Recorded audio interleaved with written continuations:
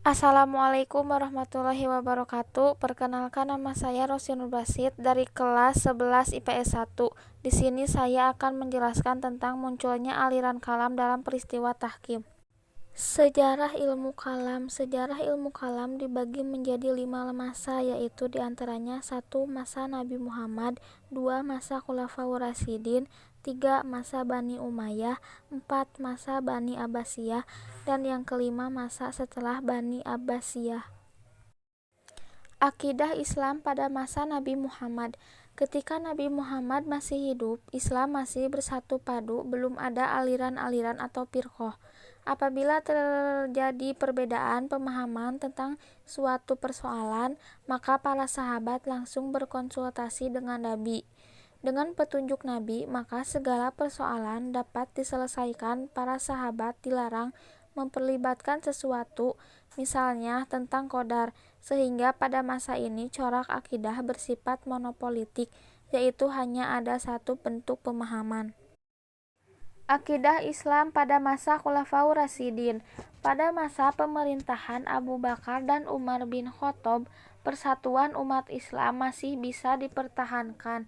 Utsman bin Affan mencapai puncaknya dengan terbunuhnya khalifah tersebut, atau sering disebut dengan Al-Fitnah Al-Kubra. Pada masa pemerintahan Ali bin Abi Thalib, pertikaian semakin membesar dengan terjadinya Perang Jamal dan Perang Siffin. Perang Jamal dapat diselesaikan dengan baik, namun upaya damai yang ditempuh untuk mengakhiri Perang Siffin melalui upaya perundingan atau tahkim justru membuat umat Islam terpecah menjadi beberapa golongan, yaitu: 1. Setia kepada Ali atau yang menjadi cikal bakal kelompok Syiah. 2. Memisahkan diri dari Ali atau yang lebih dikenal kelompok Khawarij. Yang ketiga, pendukung Muawiyah. Akidah Islam pada masa Bani Umayyah. Jarak pemerintahan yang represif dari beberapa khalifah Bani Umayyah menyebabkan sebagian umat Islam bersikap apatis. Mereka beranggapan bahwa apa yang dialami oleh umat Islam pada hakikatnya sudah menjadi suratan takdir tokoh. Yang memunculkan pemikiran ini adalah Jaham bin Abi Sufyan. Inilah yang disebut paham Jabariyah.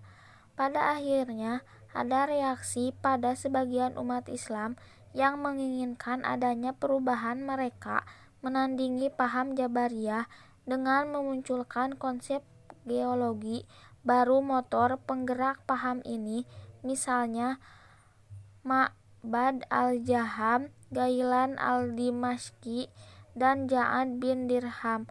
Mereka inilah tokoh-tokoh Qadariyah yang pertama.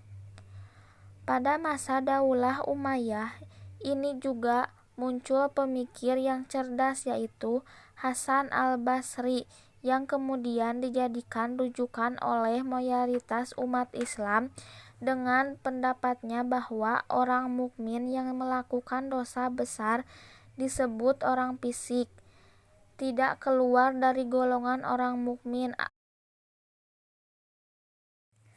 Akidah Islam pada masa Bani Abbasiyah. Pada masa ini, hubungan antara bangsa Arab dengan bangsa Ajam mencapai puncaknya.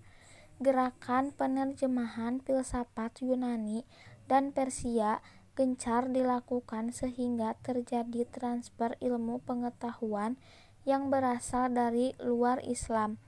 Corak pemikiran baru ini kemudian dikembangkan oleh para pemikir Islam dalam disiplin ilmu yang dikenal dengan ilmu kalam.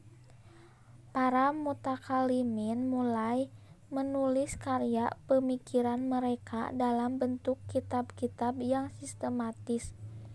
Misalnya Abu Hanifah menulis kitab Al-Alim wa Al-Muta'alim dan kitab Al-Fiqhu At-Kabur untuk mempertahankan akidah Ahlus Sunnah, dan kitab Al-Fiqhu Al-Akbar karya Imam Asy-Syafi'i. Akidah Islam setelah Bani Abbasiyah. Pada masa ini, paham Asy'ariyah dan Maturidiyah mengalami perkembangan yang sangat besar, sehingga menjadi paham mayoritas umat Islam.